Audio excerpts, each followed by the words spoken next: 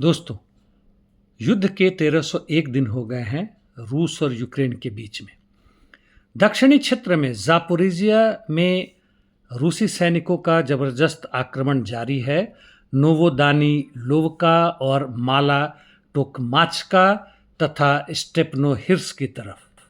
वेलिका मिखाइलोवका हुलियाई पोल के क्षेत्र में रूसी सैनिक आगे बढ़े हैं। बेरेजोव और सोसनिवका के दक्षिणी आउटस्कर्ट्स में ओल्हिवस्की के ऊपर कब्जा करने के बाद से वह आगे बढ़ रहे हैं नोवो इवानोव्का की तरफ। पूर्व में पोक्रोवस मिर्नोग्राद क्षेत्र में आते हैं। रूसी सैनिकों का ऑफेंसिव ऑपरेशन पोक्रोवस्क के केंद्र में जारी है और वहीं पे वह आगे बढ़े हैं। इसके पूर्वी क्षेत्र में भी चुनीशिनों के लिए भी लड़ाई जारी है। यूक्रेन का काउंटर अटैक सफल रहा है। उन्होंने नोवो इकोनॉमिकने के उत्तर में प्लांटेशन क्षेत्र पर कब्जा कर लिया है तथा मिर्नी की तरफ ही आगे बढ़े हैं। लड़ाई रोडिंस्की में भी जारी है। शाखो क्षेत्र में यूक्रेन के सैनिकों ने यहाँ भी पांकिवका और नाइकानोरिवका के पूर्व में आगे बढ़े हैं। टोरेस्क और चासिव यार से रूसी सैनिकों का आक्रमण पश्चिम में कॉन्स्टांटिनिवका की तरफ जबरदस्त जारी है, जबकि सिवेर्स क्षेत्र में रूसी सैनिक ग्रोहोरिवका के पश्चिम में तथा सेरिब्रियांस्की फॉरेस्ट्री में आगे बढ़े हैं। इसी के साथ रूसी सैनिक इधर से याम्पल में प्रवेश कर चुके हैं। शैंड्री होलो पर 50% कब्जा कर चुके हैं। इसी के साथ नॉर्थ ईस्ट यूक्रेन में आते हैं।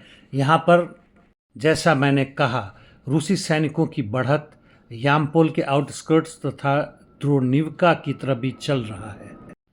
याम्पिल या याम्पोल बहुत महत्वपूर्ण स्ट्रेटेजिक लोकेशन है, क्योंकि यहाँ पे स्लोवियांस तथा क्रामाटोर्स से सिवर्स के लिए सप्लाई लाइन जाता है। अब कुपियांस में आते हैं। रूसी सैनिक कुपियांस यूजनी रेलवे स्टेशन पर पहुंच चुके हैं। कंट्रोल जोन प्राइवेट सेक्टर में यह तकरीबन 200 मीटर आगे बढ़ा लिया है। खार्कोव के उत्तर यानी वोवचांस क्षेत्र में साइनेलनिकोफ और खाटने की तरफ भी आगे बढ़े हैं। यहाँ पे रूसी सैनिक तकरीबन 100 मीटर्स आगे बढ़े हैं वोवचा रिवर के लेफ्ट बैंक पे तथा 300 मीटर साइनेलनिकोफ की तरफ बढ़े हैं और मिलोव खाटने लाइन पर 500 मीटर बढ़े हैं। अच्छी प्रगति है। सुमी क्षेत्र में यूक्रेनियंस का काउंटर अटैक अंद्रिवका, अलेक्सिवका, साडकी पर जारी है। हालांकि कोई खास सफलता नहीं मिली है। जहां तक यूनाकिफ्का की बात है, पोजिशनल बैटल जारी है। इंटरडिक्शन मिशन दोनों की तरफ से बहुत जबरदस्त चल रहा है। अब मिडिल ईस्ट में आते हैं। गाजा सिटी के लिए आईडीएफ ने आक्रमण शुरू कर दिया है।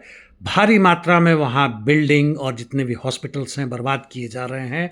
यहाँ अभी भी 8 लाख पैलेस्टीनियंस हैं। आईडीएफ ने अर्जेंट इवैक्यूएशन का एक तरह से आदेश दिया है पैलेस्टीनियों के लिए, और इसी के साथ साथ उन्होंने यमन में होडेडा पोर्ट और साना यानी उनके कैपिटल पर 12 रेड्स किए, जबकि उसमें से कुछ न कुछ के खिलाफ हुतीज ने एयर डिफेंस, यह पहली बार नजर आया है कि हुतीज द्वारा एयर डिफेंस का इस्तेमाल हुआ है और इससे काफ़ी कन्फ्यूजन हो गया और आईडीएफ के फाइटर प्लेन्स वापस लौट गए हैं बिना पूरी तरह से अपने ऑमिनेशंस डिलीवर किए हुए। और इसके कुछ घंटे बाद ही उन्होंने हुतीज ने तेल अवीव और आइलात पोर्ट पर फिर से दोबारा आक्रमण किया। हुतीज के पास एयर डिफेंस सिस्टम है जो ईरान भी पहली बार इजरायली अटैक के खिलाफ नहीं इस्तेमाल कर सका या नहीं था।